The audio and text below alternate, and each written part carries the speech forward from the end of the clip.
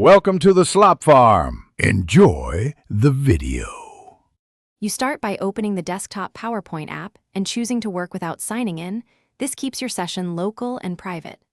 Once done, create a new presentation and save it to a local folder so PowerPoint doesn't force cloud storage.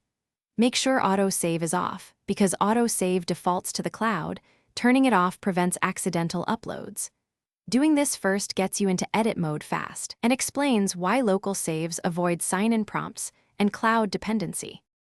Now you focus on building the content while staying offline.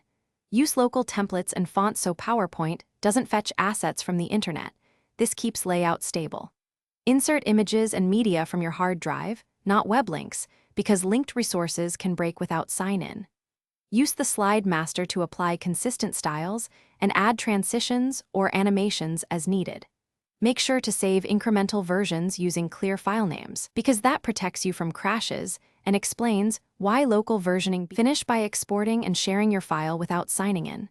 Use File Export to create a PDF or a standard PPTX saved locally, which you can email or copy to a USB stick. Compress media if the file is large, and double-check embedded media paths so nothing breaks on another computer.